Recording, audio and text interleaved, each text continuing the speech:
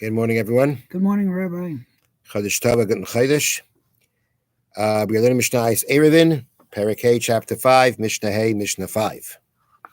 Ein Mayedin Element Mimcha. When we're measuring the Tchum Shabbos from a city, it can only be done through with an expert. An expert means that he must be skilled in measuring land and know the laws of measuring the Tchum. So a person that we consider that kind of expert, that's the person who does the measuring.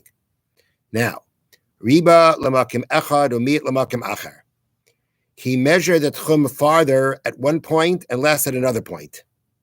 That means that the way that you go ahead and you measure the tchum. Let's take a look at this picture. This picture, right? So the white part is the city.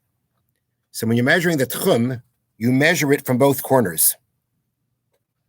Okay, that's the way it's done. You're measuring from both corners of the square of the city. And the reason that you do that is because by doing that, you can then draw a line from one marker to the other for the entire of that side, right? Go to the corners, then draw the line. The thing is that what happened is that they measured one side and it came out at a certain point. They measured the other side and it came out shorter. So which side do you follow?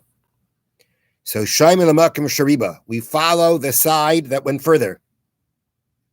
And we say that the side that came out shorter was because the measurers didn't pull the rope tight enough. So we're going to follow the further distance, which gives you more. You wouldn't try it twice. It's an interesting point, but apparently not. You don't need to. Riba le'echad umit la'acher. Now, in this case, what's going on is that you've got the same side. One made it longer, one made it shorter. That means for some reason, two people measured the same side, but first you had one group of measurers, then you had another two measurers, and another two. One group came out further than the other. Shoyim and Lemaruba, you follow the one that went further. Basically, in both cases, we said that we're going to give you the more distance. We're going to be lenient, give you more distance. Then the Mishnah continues, afilu eved afilu shivcha, even if a slave or a maidservant, nemanim leimar, they are believed to say adchan chum Shabbos, that the boundary for Shabbos goes up to this point. Meaning, we don't have witnesses. What we have here is a slave or a maidservant who typically do not have any kind of trustworthiness for testifying about anything. They can't typically testify about things. But in this case, if they testify and say, up to here goes the tchum, that means either they say that it is up to this point that the measurers marked off, so they're telling us this is how far the measurers went, or they say that this is where people have always gone this far, which means is that it's not like, every year you've got these measurers measuring the tchum Shabbos. You can have people who measured tchum Shabbos at a certain point of time many years ago, and just people that follow that for many years. And the Eved and the servant and the maidservant are the ones who are testifying to say, this is the point that people went up to on Shabbos. I guess there was a certain point of time that they kind of either lost track or whatever. And they're letting you know that this is the point of how far people typically went. They're believed. They're believed to go, we'll believe them to say, this is how far the Tchum Shabbos goes. The